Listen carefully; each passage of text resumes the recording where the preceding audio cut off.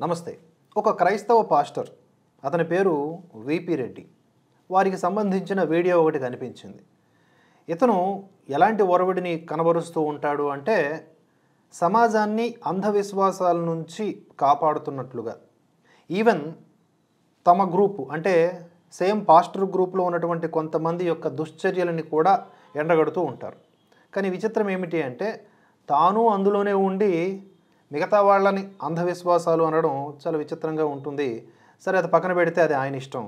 హిందూ ధార్మిక విషయాల్లో లేదా విజ్ఞాన సంబంధిత విషయాల్లో కూడా వేలెట్టేసి నేనేదో పెద్ద జ్ఞానిని అన్నట్లుగా మాట్లాడడం కరెక్ట్ కాదు అని చెప్పడానికే ఈ వీడియో. ఏంటా వీడియో అనేది ప్లే చేస్తాను, చూడండి. అక్కడెక్కడో వీధిపోటు తగిలేసిందట. తగిలితే ఏమైంది? అది నైరుతి ఈదిపోటు అంట, ఆగ్నేయం ఈదిపోటు అంట. అయితే ఏంటంట, నా చిన్నప్పటి నుంచి ఉంది నాకు ఈదిపోటు. ఆ ఇల్లు నా పేరు మీద ఉంది, అది నా దమ్ము. ఆ ఇల్లు నా పేరు మీద ఉంది, డైరెక్ట్ ఈదిపోటు, డైరెక్ట్ గుడిపోటు. కొట్టు, ఎంత కొడతావో. నేను నమ్మనండి ఇలాంటివి. సో ఈయన గారు నమ్మినా నమ్మకపోయినా మనకు వచ్చింది ఏమీ లేదు. అందులోనూ ఇతను క్రిస్టియన్. ఓకే, మన విజ్ఞాన సంబంధిత విషయాల్ని కూడా వీళ్ళకున్నటువంటి అంధవిశ్వాసాల మాదిరివే అని చెప్పేసి ఆ విశ్వాసాల్లో కలిపి కొట్టిపారేయడానికి ఛాన్స్ లేదు. ఇక్కడ నమ్మకపోండి, అది మీ ఇష్టం. కానీ ఇక్కడ వాస్తు అంటే ఏమిటి కొంచెమైనా రీసెర్చ్ చేశారా? నేనేమి పండితుడిని కాదు, కానీ బేసిక్ నాలెడ్జ్ ఉండాలిగా.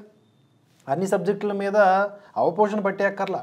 వాస్తు అంటేనే దానికి ఒక పేరు ఉంది, నిర్మాణ శాస్త్రం అని. సైన్స్ ఆఫ్ ఆర్కిటెక్చర్ అంటారు. ఇప్పుడు మన భారతదేశంలోనే పురాతన కట్టడాలు ఉన్నాయి కదా, ఎట్ వాట్ బేసిస్ అవి? ఈ వాస్తు ప్రకారం కట్టినవే. కొన్ని ఆలయ గర్భగుడుల్లోకి డైరెక్ట్గా సూర్యకాంతి పడుతుంది. అదేంటది? మీరు సైన్స్ అనే పదప్రయోగం చేస్తారు కదా, ఆ సైన్స్ ఆఫ్ ఆర్కిటెక్చర్ మూలంగానే జరుగుతుంది. వాస్తు అంటే ఏమిటి? నైరుతి, ఆగ్నేయం, అష్ట దిక్కుల గురించి ఏమన్నా అవగాహన ఉందా? వాటికి ఉండే పేర్లు, ఆ పేర్లు వెనక ఉండేటటువంటి గుణగణాలు, ఎంత అదృష్టం ఉండాలి అలాంటివి తెలుసుకోవాలంటే. ప్రతిదీ అంధవిశ్వాసంలో కొట్టిపారేయడానికి ఇదేమీ మీ యొక్క విశ్వాసం కాదు, ఈ సనాతన ధర్మం, విజ్ఞాన శాస్త్రాలకు నిలయం. కొంతమంది దుర్మార్గుల వల్ల రకరకాల అంధవిశ్వాసాలు అన్నిట్లోనూ వ్యాప్తించినట్లుగానే ఇందులో కూడా ఉన్నాయి. కానీ వేటిని కూడా ఈ ధర్మానికి సంబంధించిన గ్రంథాల్లో అధికారికంగా ధృవీకరించలేదు. మధ్యలో వచ్చే ఎవడో పెట్టుడుగాడు పెట్టింది తప్ప శాస్త్రాలు చెప్పలా. సరే, ఈ వాస్తు గురించి మాట్లాడుతూ వీధిపోటులోనే ఈయన ఇల్లు ఉందంట, ఈయన బ్రహ్మాండంగా ఉన్నాడంట, ఇతని పేరు మీదనే ఉందంట. అసలు వీధిపోటులో ఇల్లు ఎందుకు ఉండకూడదంటారు? వీధిపోటుల్లో కూడా రకరకాలు ఉంటాయి, ఒక్కొక్క దిక్కుబట్టి కొన్ని ఎక్సెప్షన్స్ ఉంటాయి. వీధి చివరన అంటే జనాలందరూ కూడా కేంద్రీకృతమయ్యేది, ట్రాఫిక్ సంబంధించి అన్నిటికీ ఎదురుగా ఉండేది ఇల్లు అయితే గనక పక్కాగా ప్రాబ్లం వస్తుంది. డైరెక్ట్గా సూర్యకిరణాలు పడడం విషయంలో కావచ్చు, దుమ్ము ధూళి ఇవన్నీ కూడా ఇళ్లలోకి చొరబడతాయి. విపరీతంగా జనం వచ్చినప్పుడు మొత్తం అంతా కూడా ల్యాండ్ అయ్యేది ఎక్కడ? ఒక్కసారి కామన్ సెన్స్ పెట్టి ఆలోచించండి. వీధి పోటులో ఉన్నటువంటి ఇల్లు అంటే వీధికి అడ్డంగా ఉండేది, ఇటు అటు ఇల్లు కాకుండా మధ్యలో ఉండేది. ఒకసారి ఆలోచించండి. దీన్ని అర్థం చేసుకోవడానికి పెద్ద బ్రహ్మజ్ఞానాన్ని వాడక్కర్లే, కొంచెం లాజిక్ అప్లై చేస్తే చాలు. కనుక మూర్ఖత్వంతో అలా ఉండకు, అస్తమాను రోగాల పాలవుతారు. ఇవి మూఢ విశ్వాసాలు కాదు, సైన్స్. ఓకే, కరోనా వచ్చినప్పుడు మాస్క్ పెట్టుకోమన్నారు, అది ఎలా సైన్సో వీధిపోట్లు ఇల్లు కట్టుకోకూడదు అనేది కూడా సైన్సే.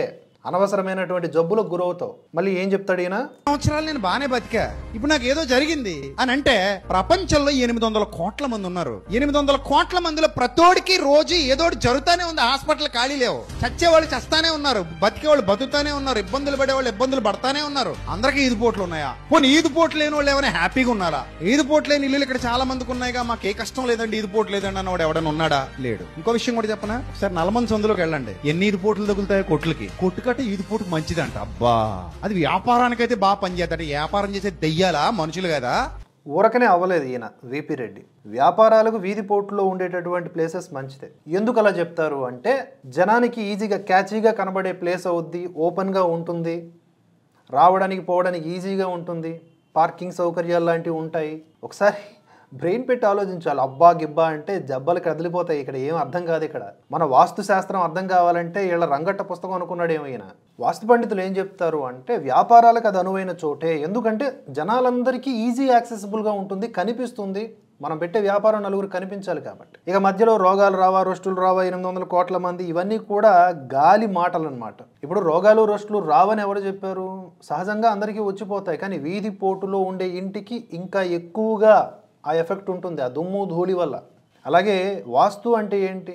ఈ పంచభూతాలు పంచభూతాలన్నీ ఏడుస్తారు వీళ్ళు. సరే, వీళ్ళకి అర్థమయ్యేలా చెప్పాలంటే వచ్చే గాలి, పోయే గాలి, వెంటిలేషను, సూర్యరశ్మి, ఎటువైపు ఆగ్నేయంలో ఎందుకు వండుకోవాలి, బాత్రూమ్లు ఎక్కడ ఉండాలి, ఓకే, నీరు ఎటు నుంచి రావాలి, మురుగు నీరు ఎటు నుంచి పోవాలి, ఇదంతా ఒక లెక్క. అదే వాస్తు.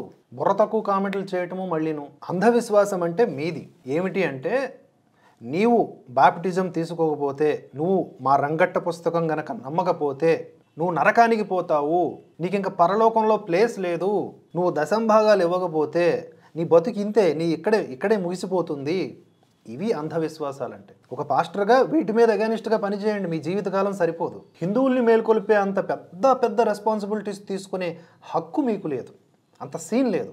కానీ ఇతగాడి వీడియోస్ ఎక్కువ మంది సోకాల్డ్ సెక్యులర్ హిందువులు షేర్ చేస్తూ ఉంటారు. విచిత్రంగా ఉంటుంది. ఇతను ఎవరు? ఒక పాస్టర్. పాస్టర్ అంటే ఏంటి? మతాలు మార్చేవాడు అని అర్థం. ఎవరిని మతాలు మారుస్తాడు? హిందువుల్ని మారుస్తాడు. ఏం చెప్పి మారుస్తారు? ఇలాంటి సొల్లు కబుర్లేగా, గాల్లో మాటలేగా. ఇదిగో ఈ పుస్తకంలో ఉంది, ఇది నువ్వు నమ్మాలి. అదేం లాజిక్? వాస్తు అంటే ఒక విజ్ఞాన శాస్త్రము, వీధి పోట్లు ఇల్లు ఉండకూడదంటే అది నమ్మడంట. దాని వెనక లాజిక్ ఉంది, సైన్స్ ఉంది. ఇది నమ్మొద్దని చెప్తున్నాడు. రంగట్ట పుస్తకం మాత్రం నమ్మేయాలంటున్నాడు. అందుకనే మీ విశ్వాసాలని మీ దగ్గర పెట్టుకోండి. మా విజ్ఞానం జోలికి, మా విశ్వాసాల జోలికి రావద్దు అని చెప్పడానికి గాను ఈ వీడియో చేయడం జరుగుతుంది. ఇంకేమంటున్నారో చూద్దాం. ఏమండి, వినేవాడు ఉంటే చాలా చెప్తాం మనం ఇలాంటివి. ప్రాక్టికల్ నాలెడ్జ్ ఆలోచన చేయండి. సృష్టిలో, ప్రకృతిలో ఓన్లీ ఆంధ్ర, తెలంగాణ, పోనీ ఇండియా వరకైనా ప్రపంచంలో 200 దేశాలు ఉన్నాయి. మీరు ఈ దేశాలు దాటి వెళ్ళండి. ఇండియా దాటి బయటికి వెళ్తే ఎక్కడా ఏమి లేదు, వాస్తు లేదు. దుబాయ్లో బోర్డు. వాస్తు ఎందుకు లేదు? ఇల్లు కట్టుకోవాలంటే ఒక ప్లానింగ్ కావాలి కదా, అదే వాస్తు. ఎందుకు దాన్ని బూతులాగా మారుస్తున్నావు? నాకు అర్థం కావట్లేదు. సైన్స్ ఆఫ్ ఆర్కిటెక్చర్, నిర్మాణ శాస్త్రం వాస్తు అంటే. వాస్తు పేరిట కొంతమంది హక్కుం బక్కుంగాళ్ళు రకరకాల వ్యాపారాలు చేస్తుండొచ్చుగాక జనాల్ని భయపెట్టేసి, అది వేరే. కానీ వాస్తు శాస్త్రం అనేది ఒకటి ఉంది, జ్యోతిష్య శాస్త్రం అనేది ఒకటి ఉంది. అవన్నీ కూడా చాలా చాలా లాజికల్, ఎన్నో వేల సంవత్సరాల నుంచి వస్తున్నాయి.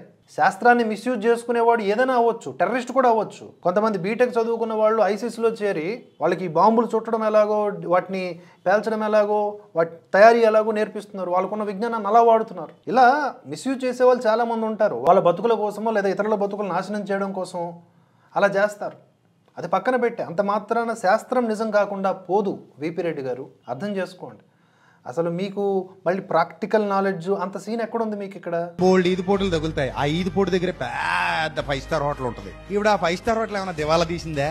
అందుకనే చెప్తారు కదా, వ్యాపారాని కోసం వీధి పోట్లు ఉన్నవే బెస్ట్ ప్లేసెస్ అవుతాయని. అది దివాలా తీయదు. కానీ మీరు అంటున్నారు కదా, వీధి పోటు చివరినే ఉన్నాను, నా పేరు మీదనే ఇల్లు ఉంది అని చెప్పి మీరు దివాలా తీస్తారు. ఏ విధంగా అంటే ఆరోగ్యపరంగా శాంతి ఉండదు, ఏదో ఒక రకమైన సమస్య వస్తుంది. మంచి కిరణాలు ఇంట్లోకి రాకపోతే మానసికంగా కూడా డిస్టర్బ్ అవుతాం. అర్థమైందా? దుమ్ము ధూళి నిరంతరము మనుషుల నుంచి వచ్చేటటువంటి ఆ చెడంతా కూడా డైరెక్ట్గా మన ఇంటి మీద ల్యాండ్ అయితే ఆటోమేటిక్గా దానికి సంబంధించిన పర్యవసానాలు అనుభవిస్తాము. కంటికి కనిపించేదే లాజిక్ కాదు, కనిపించని లాజిక్స్ కూడా ఉంటాయి. అవి అప్లై చేయాలి బ్రెయిన్కి. హైదరాబాద్ బాగుండే బంజారా హిల్స్ లో, జూబ్లీ హిల్స్ లో, ఇలాంటి మంచి మంచి ఏరియాస్ లో ఈదుపోటున్నా దాని రేంజ్ తగ్గదు. ఎందుకంటే అక్కడ జరుగుతుంది బిజినెస్, కోట్లలో జరుగుతుంది. మరి అదే చెప్పింది వాస్తు. అంటే మనం అంతే మూఢ విశ్వాసాల్లోకి, అంధ విశ్వాసాల్లోకి వెళ్ళిపోయినప్పుడు. వాస్తుని మూఢ విశ్వాసం అంటే మాత్రం మర్యాదగా ఉండదు. వాస్తు అంటే విజ్ఞాన శాస్త్రం. మళ్ళీ చెప్తున్నా, దాన్ని పట్టుకుని ఎవడన్నా వ్యాపారం చేసి జనాల్ని మాయ చేస్తే వాళ్ళని ఎండగట్టాలి. ఓకే, ఇప్పుడు నేను మీ విశ్వాసాల మీద ఎందుకు కౌంటర్ చేశాను? మీ విశ్వాసాలని కౌంటర్ చేయడానికి గల కారణం ఏమిటి? మీరు ఇలా మాట్లాడటమే. ఇలా ఆపేసేయండి. మీకు సంబంధించిన సంస్కరణలు మీరు చేసుకోండి.